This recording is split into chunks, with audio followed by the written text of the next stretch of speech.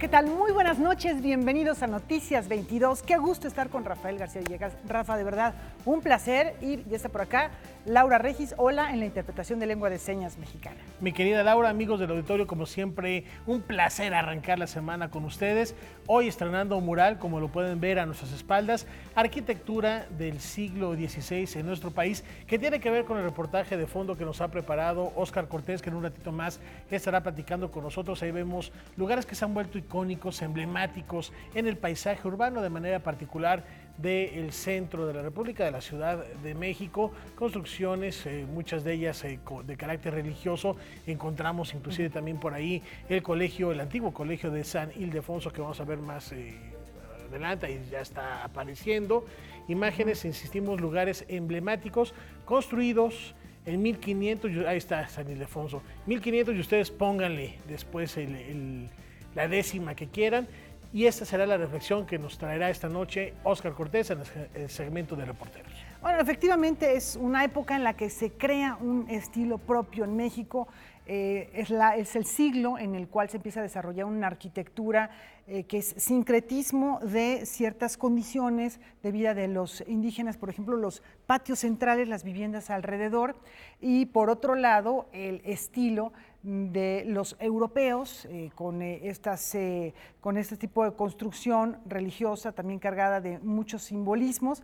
De ello vamos a platicar. Está muy interesante, es buen tema, además muy al caso con el contexto de la llegada de Cortés a estas tierras. 500 años, ahí vemos a tu lado las fuentes también, que fue uno de los aportes de los españoles al llegar a nuestro territorio. Ahora vamos a dar un salto en la historia. Hemos platicado, la semana pasada les platicábamos de la presencia de Zapata en el séptimo arte, pero no es la única expresión artística que ha retratado al caudillo del sur. Efectivamente, y por ello se presenta esta exposición que les comentamos a continuación.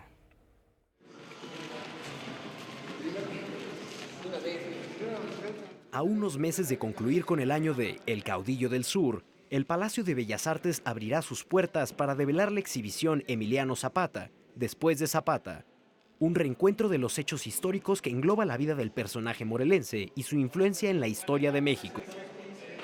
Emiliano Zapata, después de Zapata, es una revisión histórica y artística que repasa las representaciones de Zapata y los zapatistas en los últimos 100 años, y lo que nos permite pensar qué pasó con Zapata después de su muerte, cómo se convirtió en un culto popular, digamos, entre las bases campesinas, las bases sociales, pero cómo también el Estado mexicano, sobre todo el posrevolucionario, se lo fue apropiando y convirtiéndolo en este héroe nacional. Otra gran aportación de la exposición es pensar a Zapata no solo como un héroe de los mexicanos, sino también como un héroe de las poblaciones mexicanas en Estados Unidos, muy importantemente vinculada al movimiento chicano, a los movimientos migrantes, y en ese sentido hay algunas secciones que tocan temas muy contemporáneos, vinculados al género, al Ejército Zapatista de Liberación Nacional y otros asuntos. El montaje de la exposición ha requerido de un cuidado minucioso, dado que cuenta con obras de artistas de renombre como José Clemente Orozco y Diego Rivera. Algunas de las obras traen un comisario, que quiere decir que alguien los acompaña durante todo el trayecto de la obra, ya sea que vengan del extranjero o vengan localmente, metropolitanamente o nacionalmente. Otras no se realizan con comisario, en el sentido de que probablemente nosotros somos los que realizamos el comisariado. El equipo de registro tiene conocimientos de conservación y de traslado de obra. Nosotros se hace con todos los cuidados mayores, con un servicio especializado de transporte. La exposición se inaugurará en punto de las 19:30 horas en la Sala Nacional y Sala Diego Rivera, el próximo martes 26 de noviembre, y estará disponible hasta el 16 de febrero del 2020. Para Noticias 22, Rodrigo Peredo. Bueno, pues pudimos estar afortunadamente, Rafa, en esto que pues, normalmente el público no ve. Ustedes lo pudieron ver gracias al equipo de Noticias 22 que estuvo ahí en el montaje. Y mañana vamos a estar, por supuesto, también en la inauguración. Esto no exime de que no se den una vuelta, porque es una muestra que vale la pena disfrutar, recorrer, no solo por el personaje, sino por las reflexiones que puede desatar alrededor del mismo. Efectivamente, muy interesante lo que dice y lo que ha estudiado ampliamente Luis Vargas Santiago, que tiene muy diversas publicaciones en las que habla del carácter transfronterizo de la iconografía zapatista y además de las ideas también, estas reivindicaciones sociales por la tierra, por el trabajo, por el respeto a las libertades sociales, a los derechos de los trabajadores, y también fue quien más apoyó los derechos de las mujeres, un personaje para recordarse justamente de este día contra la violencia hacia las mujeres, un internacional en el que se trata de poner luz sobre este asunto. Y damos la vuelta a la hoja para platicarles que el Instituto Mexicano de Cinematografía, como sucede cada cierre de año, estamos a punto de acabar ya este 11º mes del año y está el informe de actividades, Laura. Vamos a verlo. A poco más de un mes de que concluya el 2019, María Novaro, directora del Instituto Mexicano de Cinematografía, ofreció una conferencia de prensa para dar a conocer un informe de actividades sobre su primer año al frente de esta institución. Durante el año hubo como mucho rumor y se hablaba mucho de una reducción de presupuestos en apoyos a la producción. Todo el año estuve desmintiéndolo porque eso nunca ocurrió, nunca hubo una reducción de presupuesto en los apoyos a la producción. No la hubo y de hecho, como podrán constatar en el informe, se apoyó con más dinero que nunca a más películas que nunca en la historia del IMCINE. Las cifras reveladas por IMCINE afirman que este año se destinaron 100 millones de pesos más en apoyos a la producción que el año anterior, una cifra que supera los 934 millones de pesos. ¿Qué pasó, manita? La inclusión y la descentralización se convirtieron en temas centrales de esta administración y por ello se creó la Dirección de Vinculación Regional y Comunitaria con sede en Hermosillo, Sonora. Arrancamos un programa de creación de espacios de proyección en diferentes lugares del país. Ahí están enumerados. Este año pudimos accionar con Jalisco, Quintana Roo, San Luis Potosí, Chiapas, Veracruz y Yucatán, creando espacios de proyección cinematográfica nuevos y también dotando equipo de proyección para proyecciones itinerantes, de acuerdo a lo que los propios estados nos han solicitado. El último punto que destaca es la difusión y promoción del cine mexicano. Hasta mediados de noviembre se estrenaron 67 películas mexicanas, 37 apoyadas por el IMCINE, que lograron atraer a las salas 24,000 espectadores. El cine nacional estuvo presente en 97 encuentros cinematográficos alrededor del mundo. Tengo 24 años y soy camarista. Ahora mismo, el IMCINE apoya a La Camarista, la película mexicana que busca quedar entre las finalistas en la carrera rumbo al Oscar. La gran deuda del IMCINE es la distribución y la exhibición de cine nacional en circuitos comerciales. Los largometrajes mexicanos siguen siendo avasallados por el cine de Hollywood. Un ejemplo es el Día Nacional del Cine Mexicano, que llegó a salas alternativas. Se proyectaron un total de 61 títulos en 140 sedes. Se realizaron 266 funciones que tuvieron una asistencia de 8,660 personas. Apenas 31 butacas ocupadas por función. Noticias 22, Julio López. Bueno, pues hay estas últimas cifras que nos da Julio. Hay que repensar cuáles son nuestras elecciones también para ir al cine, ¿no? Hay que darse una vuelta porque todavía hay un par de estrenos de la cartelera nacional que se esperan para las próximas fechas. Y en otro tenor, en búsqueda de un diálogo por la participación social ante la crisis del mundo, y esto también vamos anticipando a partir del viernes, porque esto vamos para allá, Noticias 22 estará transmitiendo desde la FIL de Guadalajara. ¿Y por qué digo esto, Laura? Efectivamente, porque allá se realiza un coloquio llamado De Muro a Muro, que va a recibir a muy importantes ponentes en el marco de esta Feria Internacional del Libro de Guadalajara, y los temas son de verdad muy atractivos, muy actuales. En su tercera edición, el coloquio de Muro a Muro estará dedicado a la calle como espacio para la participación ciudadana. Este encuentro de la reflexión se realizará el 30 de noviembre y 1 de diciembre en el marco de la Feria Internacional del Libro de Guadalajara. con la crisis de las ideologías, la crisis de los partidos políticos, la crisis de las iglesias, de la fe, pues la calle parece cada vez más la avenida para construir agencia, la avenida para participar socialmente, y nos pareció importante tomarle la temperatura a todo tipo de calles, no solo a las calles físicas, que siguen siendo muy socorridas para la participación social, sino también a las calles virtuales de Internet. De Muro a Muro no es un foro de monólogos concatenados o seriados, sino buscamos hacer exposiciones iniciales muy breves y después de eso vamos a fomentar un verdadero diálogo. Algunos de los participantes de este año son Juan Villoro, Gibran Ramírez, Pedro César Carrizales El Mijis, Stefan Ludwig Hoffmann y Ben Gut, entre otros. Conocíamos bien, en el caso de Muro a Muro, el estudio sobre el humor social de Luis Woldenberg, nos parecía indispensable en este caso. Conocíamos bien el trabajo de Rosana Reguillo en Signalaba en el ITESO, analizando, digamos, el comportamiento político de las redes sociales. Eso nos parecía fascinante. Habíamos visto, y Paola Tinoco había estado cerca de este proyecto, la obra de Juan Villoro sobre el Berlín de los 80, Guerra Fría. Eso nos recordó que Juan había estado ahí, que había escrito cosas al respecto en aquel momento, y de pronto surgen chispazos como invitar al Mijis, que por supuesto pues, es alguien que sabe muchísimo de la calle, es alguien que construyó un liderazgo en la calle. Esa fue una idea de Marco Hernández, y de pronto el Mijis te dice que sí, y de pronto resulta que el Mijis y Gibran Ramírez van a terminar volviendo a coincidir o a disentir, no lo sé, en un espacio público. Entonces, pues qué divertido. Pues la idea es provocar la verdadera discusión. Además, se realizará el Foro de Política Cultural. Los temas que pretende abordar esta edición del Foro de Políticas Culturales son la ley de mecenazgo, creo que es un tema que tenemos que discutir urgentemente, el financiamiento de proyectos recurrentes de la sociedad civil. También habrá que estudiar la relación entre la cultura y la sociedad civil, entre la producción cultural y la sociedad civil, es decir, cómo va a jugar la sociedad civil ahora que pues ya no va a haber mucha, digamos.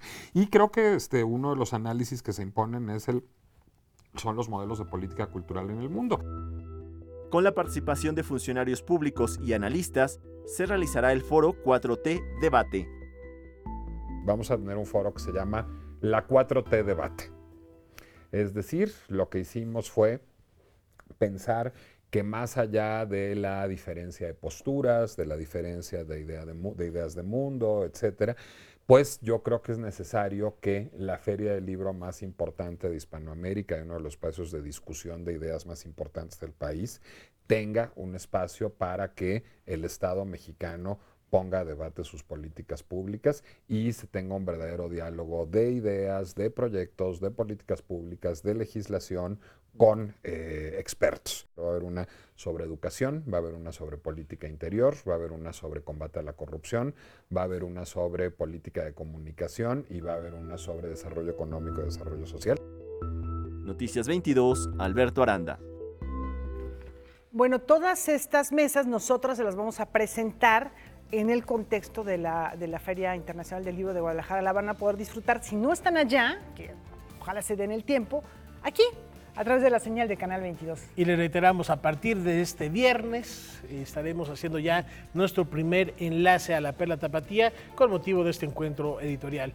Y con esto nos vamos a una pausa. Volvemos.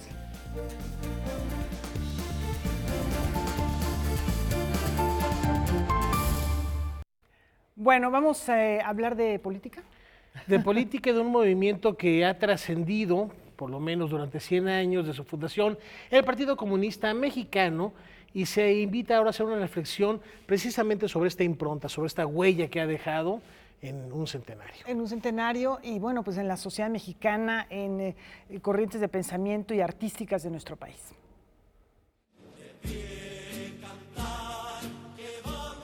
En el marco del centenario de la fundación del Partido Comunista Mexicano, en el Museo del Palacio de Bellas Artes se impartió el coloquio Arte, Debate, Democracia y Tradición en México, el comunismo en México en el siglo XX y su relación con artistas e intelectuales. Una jornada de 4 conferencias dictadas por especialistas que abordaron la ideología de izquierda y sus vínculos con nuestra cultura y arte. Y es innegable los vínculos fundacionales que hubo de modo recíproco entre la ideología de izquierda y las vanguardias en México, en particular del movimiento muralista, ¿no? Sí fue un diálogo recíproco y muy fructífero, ¿no? Entonces sí, claro que no se puede negar el vínculo del comunismo con el arte mexicano. El Partido Comunista Mexicano tuvo una vida de 62 años. Surgió en 1919 por intelectuales y artistas preocupados por los rumbos que tomaba el país, contradictorios a los ideales de la Revolución Mexicana.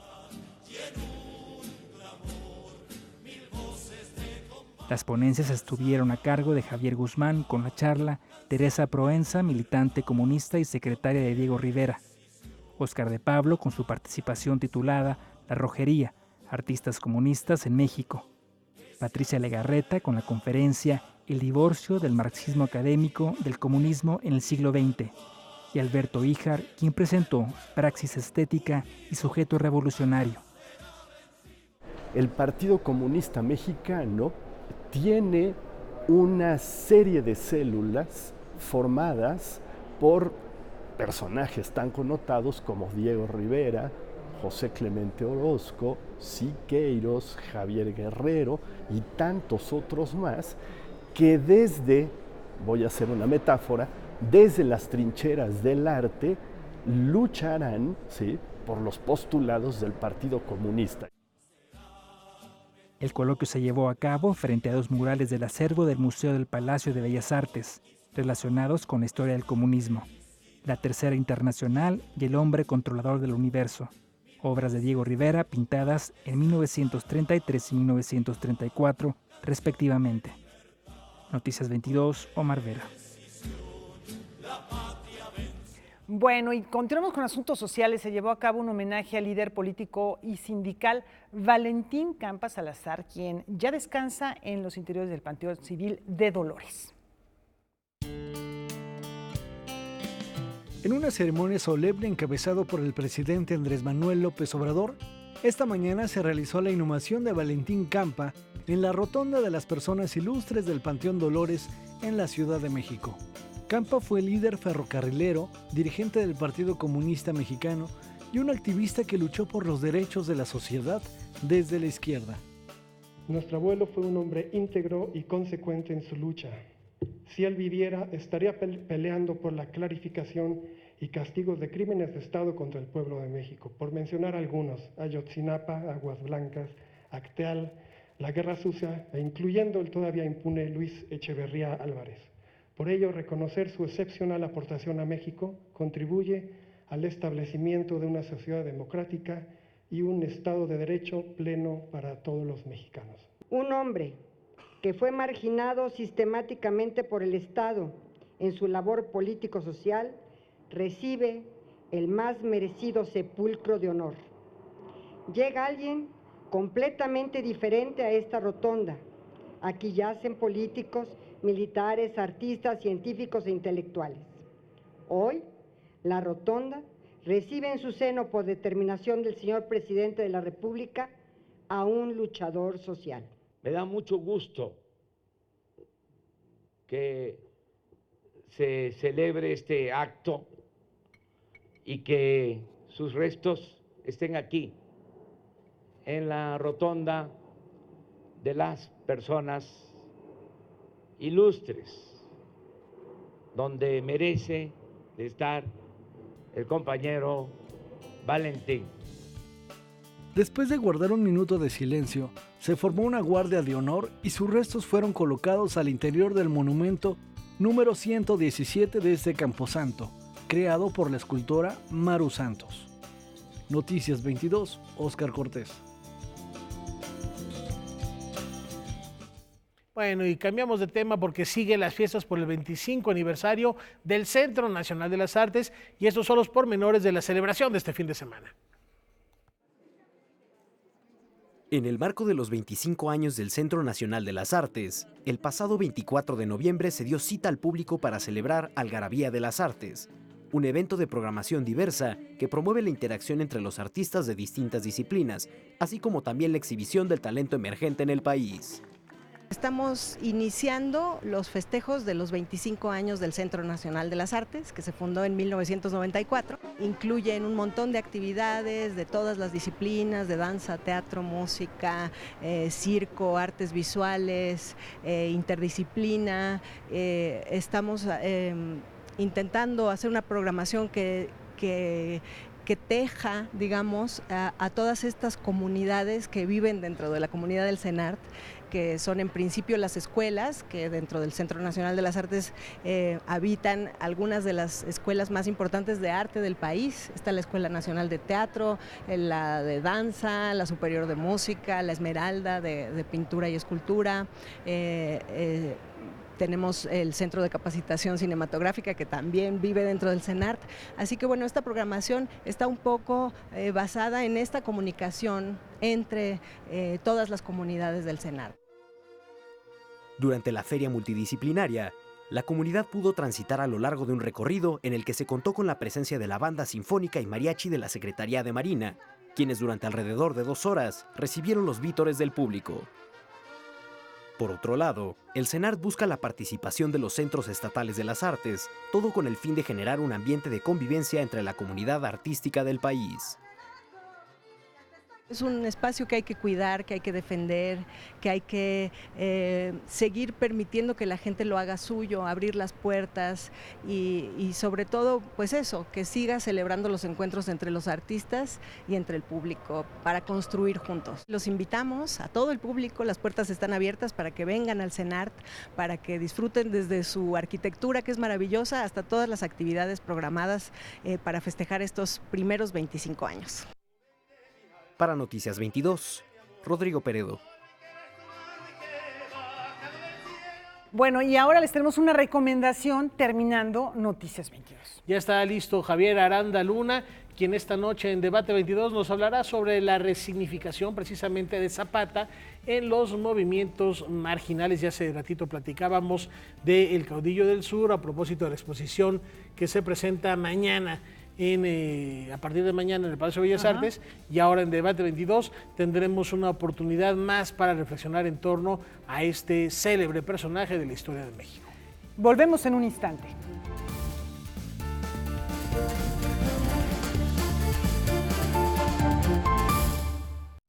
Bueno, y vamos a seguir platicando de algo que ocurre en el Museo Nacional de Bellas Artes. Pero en Cuba, allá en La Habana, que está celebrando 500 años y que ha recibido una pieza que tiene emocionados a propios y extraños, que es nada menos que el autorretrato de Goya. ¿Será posible esto? Ahí lo tienen en Cuba. A verlo. Tras la visita de los reyes de España a Cuba, en el contexto de las celebraciones por los 500 años de La Habana, fue inaugurado en el Museo Nacional de Bellas Artes de esta ciudad el autorretrato del pintor Francisco de Goya, pieza original del Museo del Prado que viajó por primera vez a Cuba. Sobre esta obra que Goya realizara en 1815 y que estará expuesta durante un mes, nos da más detalles el director del Museo Nacional de Bellas Artes, Jorge Antonio Fernández Torres.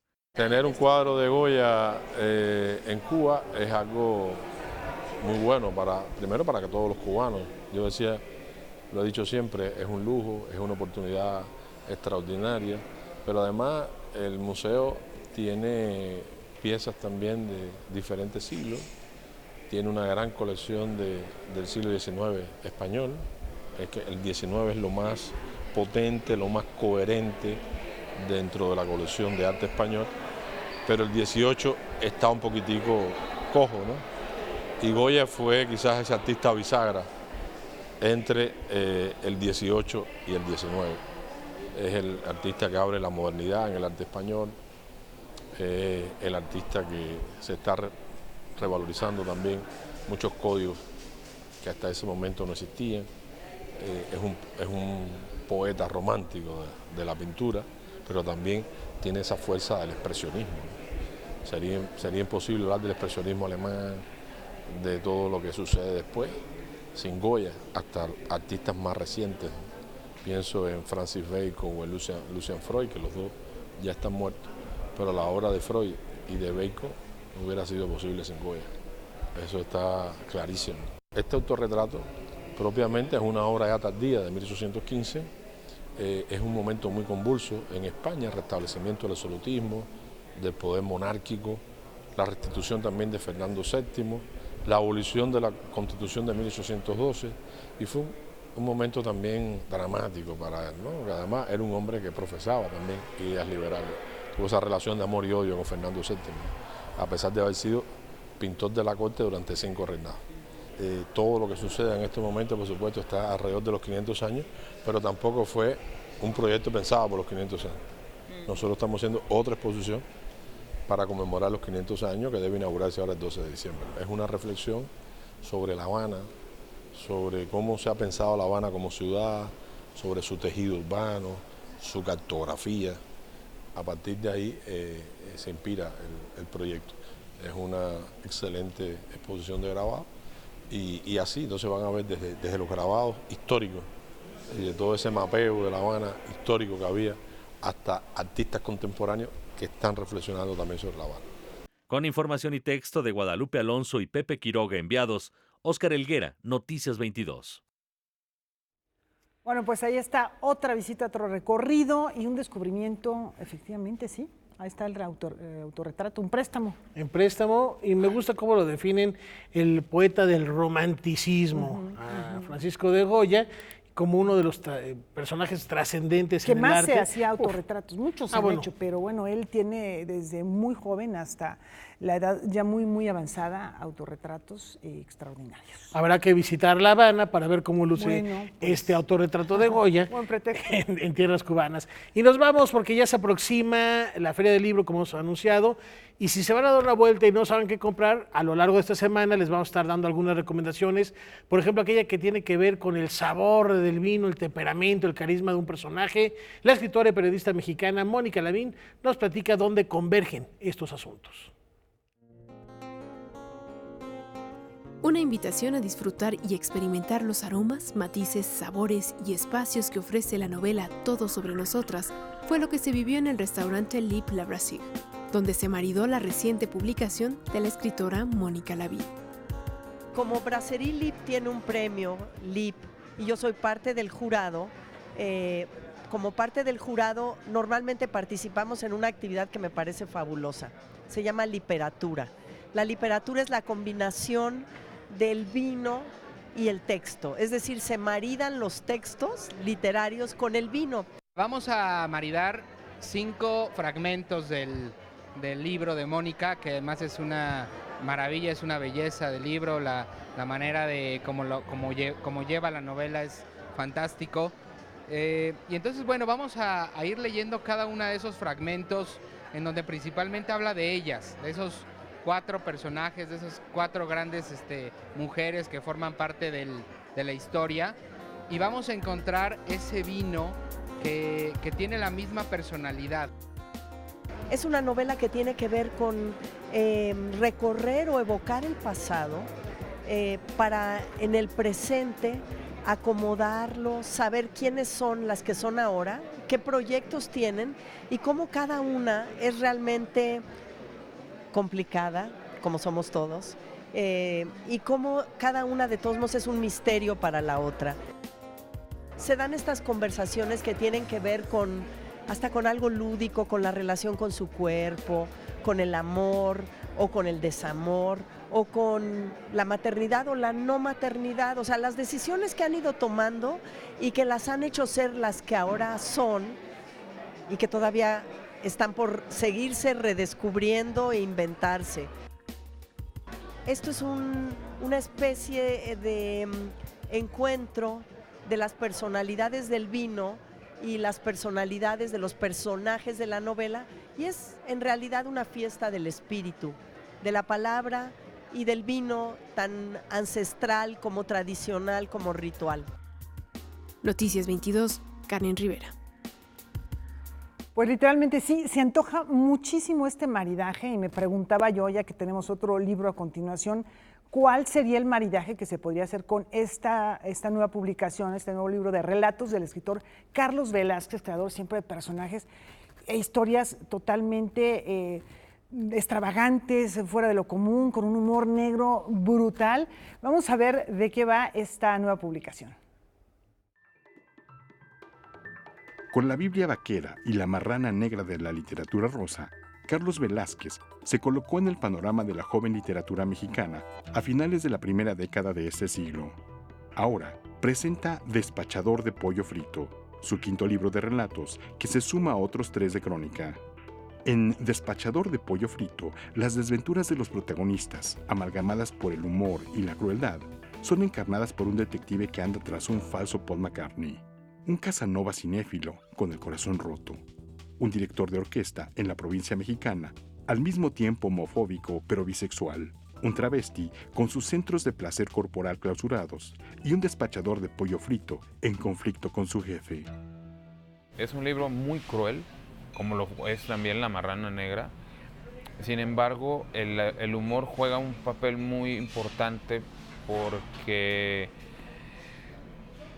sin humor, o sea, las historias serían doblemente terribles y creo que incluso hasta insoportables. O sea, creo que no funcionarían, no serían tolerables para mí como autor y creo que para el lector.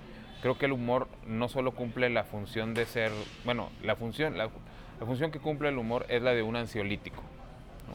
Ante esa realidad tan terrible, pues tiene que haber unas pequeñas dosis de antídotos que nos permitan seguir adelante. Humor sin ser gore, pero sí edulcorado, descabellado y retorcido que abreva, reconoce su autor, de influencias como la música y José Agustín, pero también de escritores del norte. Las exploraciones lingüísticas que hay en mis relatos serían imposibles sin la presencia de Elmer Mendoza, ¿no? O sea, yo, si no hubiera leído a Elmer Mendoza, quizás no habría sentido la libertad de escribir como escribo, ¿no? Yo ahí en él aprendí que pues las reglas las pone uno, ¿no? Por ejemplo, y él se le considera un autor de novela negra, pero yo creo que eso es como simplificar su labor como narrador, creo que va más allá.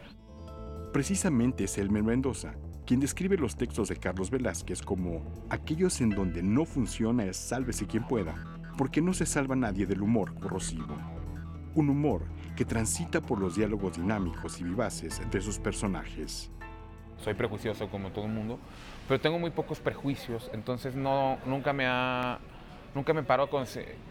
detengo a considerarme si me debo de parar en tal lugar o en tal circuito, o si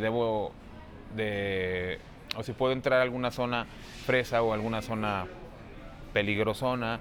Entonces eso me permite pues poder abrir los oídos, ¿no? Destaparme los oídos y reproducir esas distintas formas de hablar, ¿no? O sea, y aunque no parece, bueno, digo no parece porque definitivamente hay una oralidad muy, como tú dices, muy dinámica en los cuentos, también está la parte del lenguaje escrito, o sea, esta mezcla entre el lenguaje oral y el lenguaje escrito da esto como resultado. La literatura, sin sacrificar la calidad literaria, tiene que ser dinámica. Y justo en estos momentos cuando hay demasiadas distracciones, ¿no? Que impiden que la gente cada vez se concentre más en la página, ¿no? En este tiempo de tan dura competición para el libro, o sea, uno lo que tiene que hacer es facilitarle las cosas al lector, y a mí, por esa razón, yo escribo en párrafos cortos, oraciones cortas. Despachador de pollo frito aparece bajo el sello Sexto Piso y es una coedición con la Universidad Autónoma de Nuevo León y el Fondo Nacional para la Cultura y las Artes. Noticias 22, Víctor Gaspar. A los de cierta generación nos es difícil hablar de la década de los 80 sin cierta nostalgia. Es momento de viajar el tiempo, precisamente a aquellos años 80, con una novela que nos muestra el otro lado, el claroscuro de las mismas, la misoginia, el narcotráfico, la violencia de género. Adiós Tomasa parte de una historia real, que es el rapto de una joven adolescente que vivía en un pequeño pueblo del Triángulo Dorado, en Durango. La historia ocurre en los años 80. La novela afronta una historia de violencia machista, de violencia contra las mujeres y contra las niñas, y se da en el contexto del negocio del narcotráfico. Tomasa es una niña, una joven adolescente que se ha quedado sola y que es llevada a la casa de una familia para que ayude en los quehaceres. La señora la ve como la hija que no tuvo, los hijos como una posible hermana, pero muchos como un objeto de deseo. El abuso sexual y psicológico que sufre Tomasa, el infierno al que es arrojada, nos es contado por Genei Beltrán en su más reciente novela. Al escribir Adiós Tomasa, a mí me importaba que no todo fuera la nota fatalista de cómo se corrompe una sociedad o un pueblo por el afán del narcotráfico, sino que también se manifestaran los lazos de ternura, de apego, de protección que hay a nivel familiar, de tal manera que hubiera una visión no solo de lo que ocurre afuera, de lo que ocurre con los gatilleros, con los narcotraficantes, sino también lo que ocurre dentro de la casa. Un padre de familia que es infiel, mujeres que han sido abandonadas porque los hombres trabajan para el narcotráfico o se han ido a los Estados Unidos, adolescentes que caminan sin rumbo, pensando en satisfacer sus deseos sexuales, pero también los lazos que se crean en estos hogares son parte de Adiós Tomasa, novela publicada por Alfaguara. Ha habido grandes escritores que han abordado los temas más duros y se han convertido en clásicos de la literatura. La pregunta es, ¿de qué ha servido en términos de la realidad? La literatura ha creado obras extraordinarias, pero las historias como la de Tomasa siguen ocurriendo. Entonces, otra novela sobre la violencia no garantiza que realmente podamos poner un final a la violencia. ¿Qué beneficio tiene para las víctimas el hecho de que se cuente su historia? Hasta ahora la respuesta es muy pesimista, porque realmente, si bien sabemos que la cultura mexicana está pasando por un momento muy fuerte y a lo largo del siglo XX creó obras muy importantes, pues también es cierto que la sociedad enfrenta unas dinámicas de injusticia y de desigualdad y de pobreza que nos hacen preguntarnos, ¿realmente sirve que sigamos ejerciendo la crítica y la denuncia a través del arte? Noticias 22, Alberto Aranda. Bueno, con Genei Beltrán no hay pierde. No hay pierde, ahí está para su lista de sugerencias. Ahora en la FIL hay que buscar Adiós Tomasa. Efectivamente, y a ver si se consigue en buen precio allá en la FIL, ¿no? Pues seguramente. Ahí vamos a ver. Bueno, pues vamos a la pausa, volvemos enseguida.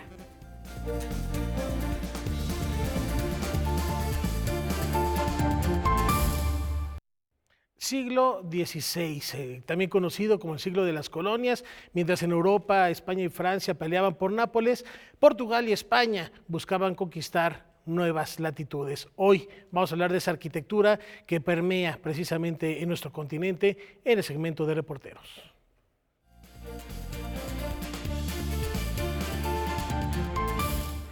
Efectivamente, colegios, catedrales, conventos, casas, plazoletas, plazuelas, alamedas. La construcción en el siglo XVI, a la llegada de los españoles, transforma completamente el panorama, pero no solamente urbano, sino también religioso, social. Oscar, que además en el contexto de la llegada de Cortés hace 500 años, y bueno, el próximo año ya estaremos hablando de las primeras batallas que se dan para culminar con la conquista, la invasión, como se le quiera llamar, como gusten ustedes llamarle, inicia una revolución en todos los sentidos, en lo simbólico, en lo material, en lo religioso. Así es. Y eso se manifiesta en la arquitectura. Sí, por supuesto, lo dices muy bien, Laura. Yo creo que la llegada de los españoles cambió la vida por completo de esta ciudad, ¿no? De inicio, desde su construcción, que era piramidal, por ejemplo, y que estaba ubicada en 4 puntos cardinales, muy bien concentrada en lo que era la naturaleza y su aprovechamiento, hasta que llegaron los españoles y bueno, tenían otro estilo, otro y inician el primer trazo. Y inician el primer trazo. Entonces, lo que vamos a ver ahorita en la primera pieza es, de forma muy general, cómo era Tenochtitlan, cómo era su sociedad y sus formas y sus estilos de vida, ¿no? Que que cambiaron por completamente 2 años después de la llegada de los españoles, ¿no? A ver, vamos a ver.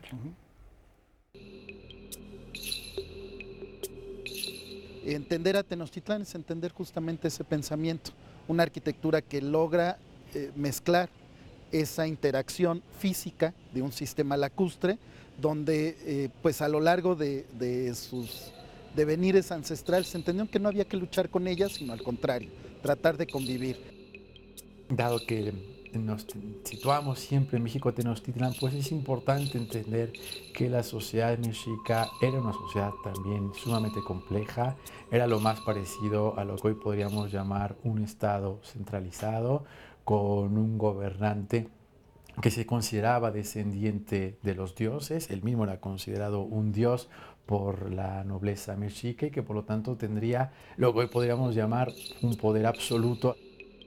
Era una ciudad densamente poblada, con ese centro ceremonial, que hoy es el Templo Mayor, ¿no? Que es espléndido, organizada en distintos barrios, que hoy sabemos que les llamamos calpulli, ¿no? Cada uno gobernado por una familia, ¿no? Que se ha convertido en pues, el actor principal de ese calpulli, que tiene sus tierras de explotación comunal, las tierras a partir de las cuales se obtiene el impuesto para la administración central, que provee de guerreros para las conquistas y que se nutre fundamentalmente de los productos que se cultivan en las chinampas, que fue pues el gran invento de la sociedad mexica en los siglos XIV y XV para controlar y dominar el lago, ¿no? A partir de la conquista empieza a cambiar, ¿no? Todo el sistema empieza a cambiar porque hay una conquista en todos los sentidos, una conquista política, una conquista económica, una conquista religiosa y también hay una conquista de la forma urbana. Y entonces la ciudad prehispánica pues se suprime y se implementa la ciudad renacentista europea a través de las leyes de Indias, que eran como este manual de cómo hacer ciudades en el Nuevo Mundo. Por lo menos 4, digamos, circunstancias, causas que colaboraron al vencimiento del mexica, ¿no? Unas son las psicológicas, otras son lo que yo he llamado económicas, ¿no? El tributo, todo esto, que es lo que va a provocar que muchos grupos se unan a Cortés, las de guerra, armamentos, estrategias, etcétera, y las enfermedades, que también causaron bajas enormes, sobre todo en el bando mexica. Claramente, el 14 de agosto de 1521 la Ciudad de México estaba completamente destrozada, de tal suerte que ya para diciembre, enero se refunda la Ciudad de México como capital del nuevo reino de la Nueva España. Hay que decir que fue el propio Cortés el que le dio el nombre al entender que la geografía del altiplano era muy parecida a la de España y por lo tanto es una capital del reino.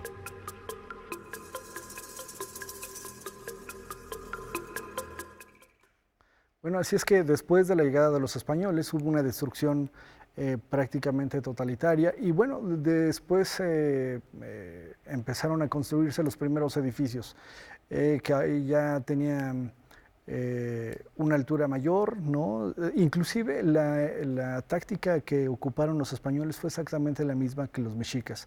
Entonces vamos a ver la segunda parte que tiene que ver ya con la construcción de lo que es la Nueva España. Los mexicas lo que hacían en su dominio era justamente lo mismo que nos hacen los españoles. Conquistaban un pueblo a partir del dominio militar y el siguiente paso era el dominio definitivo que tenía que ver con la construcción de elementos arquitectónicos que demostraban la afinidad con las creencias mexicas y evidentemente la sobreposición genealógica. Mandaban familias de Tenochtitlán de buen linaje para que se mezclaran con los altos jerarcas del pueblo dominado. Lo que hace Hernán Cortés es lo mismo. Yo creo que una de las cosas que debieron percibir muy bien fue la buena organización de la ciudad de Tenochtitlán. Este sistema cuadricular, que es muy similar a las estructuras de las ciudades romanas, que les eran afines, por supuesto, y que eso permitió que la ciudad pues partiera no de un borrón y cuenta nueva, sino justamente de esa organización ya dada. la generación de la primera iglesia enfrente de lo que es Palacio Nacional, aquella que tenía la orientación oriente-poniente, ¿no? Y que venía con más costumbres de influencia islámica que europea o renacentista, que es el eje norte-sur tradicional, y que nos marca ese primer espacio, que no es la plaza que conocemos hoy como el Zócalo, Plaza de la Constitución, sino el espacio del comercio indígena. La mezcla entre los diferentes estratos y la confluencia del espacio público. Y él mantiene ese espacio vivo porque entiende que es el punto de reunión, pero también de dominio de la población. Y el centro surge justamente de ese núcleo. Después se convertirá en el Zócalo.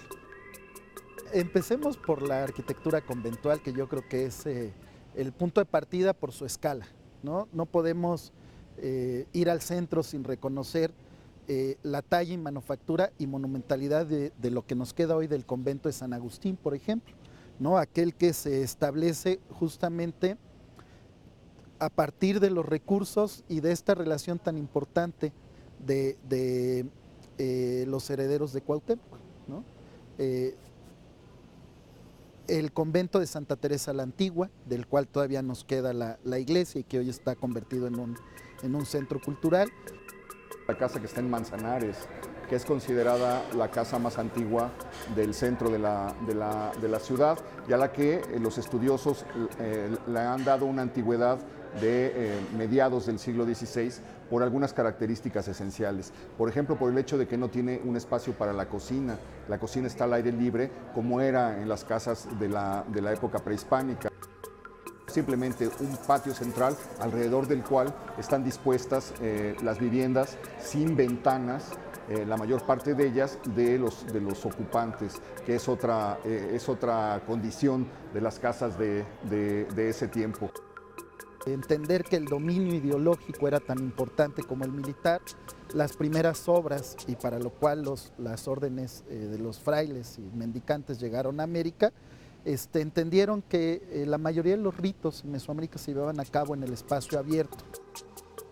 Al momento en que estas dos necesidades y hábitos se juntan, es que surge esta arquitectura de cielo abierto y aparecerán estos grandes conjuntos con estas llamadas capillas abiertas, como el caso de Tlalmanalco o de Meztitlán, donde el gran atrio con las capillas posas y esta articulación de los ejes cardinales con la cruz atrial permitirá que el indígena homologue sus costumbres de ritos hacia sus dioses con la práctica de la evangelización y el culto. Yo nada más ahí mezclaría que siempre se va de lado, además del espacio abierto, la pintura mural y la escultura, que conforman el complemento de la educación y la evangelización en ese momento en que pues no nos entendíamos tan bien. Que a partir de allí van a ir desarrollando un reino, ¿no? Por lo tanto, si pensamos en las ciudades más bonitas de nuestro país, la misma Puebla, la Ciudad de México, Valladolid, Antequera, hoy Oaxaca, San Cristóbal de las Casas, ¿no? Son las fundaciones del siglo XVI que articulan el territorio y que van creando un reino. Ya lo decía nuestro gran poeta Octavio Paz, ¿no? Que la arquitectura es al final testigo insobornable de la historia, y lo dice de una forma muy lógica y congruente, porque la arquitectura tiene una tarea sustantiva, que no es nada más atender las necesidades específicas de una relación de áreas. La arquitectura, y justamente su función es ir un poco más allá, ir al entendimiento de no nada más de una necesidad, sino de toda una idiosincrasia que se refleja en una forma de vida.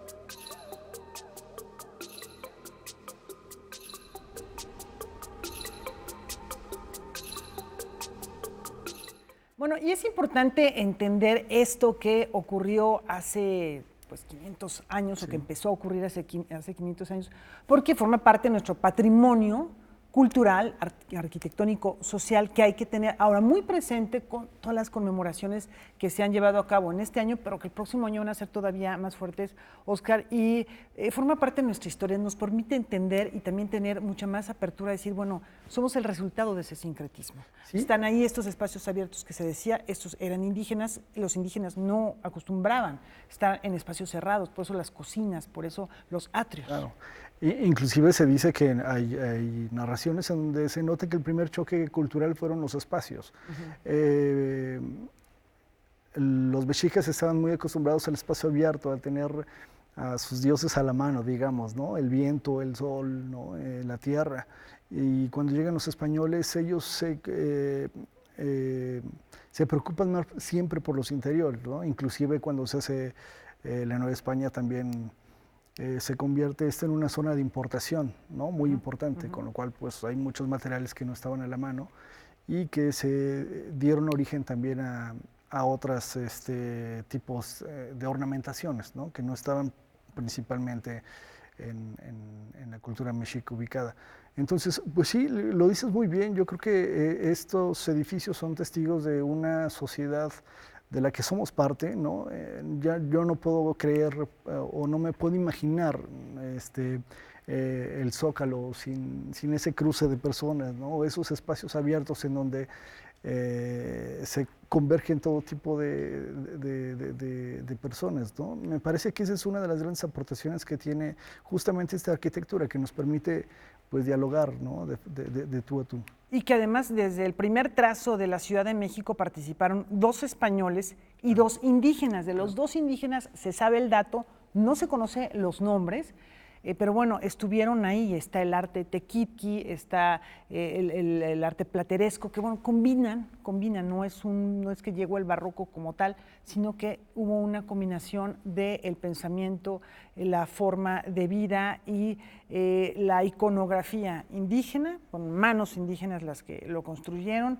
Entonces, ahí está la suma de todo esto y pues ir a visitarlo, entenderlo, comprenderlo, ¿no? Por supuesto, creo que esta es una invitación justamente a detectar esos pequeños detalles que los edificios nos cuentan justamente, pues esta mezcla de sociedades, ¿no? Muchísimas gracias, Hombre, Oscar. al contrario, muchas gracias. Laura. ¿Cómo ves, Rafa? No, pues una interesante reflexión la que hace Oscar, de decir, no concebiríamos el centro como lo concebimos, pero muchas veces lo damos por sentado, pasa desapercibido, y es momento, y gracias a este reportaje, para que cuando vayamos caminando por esas calles, volteemos a nuestro alrededor y celebremos más de 500 años de historia y de sincretismo que han hecho tan rico, de manera particular, esta zona de la República. Gracias, Oscar, y nos vamos a despedir con música. 95 años del natalicio de Paul Desmond, uno de los grandes saxofonistas del jazz. Estuvo mucho tiempo con Chet Baker en su cuarteto, autor de Take Five, y así lo recordamos esta noche, agradeciendo el favor de su compañía y recordándole la cita mañana en Noticias 22 en el horario de costumbre. Muchas gracias.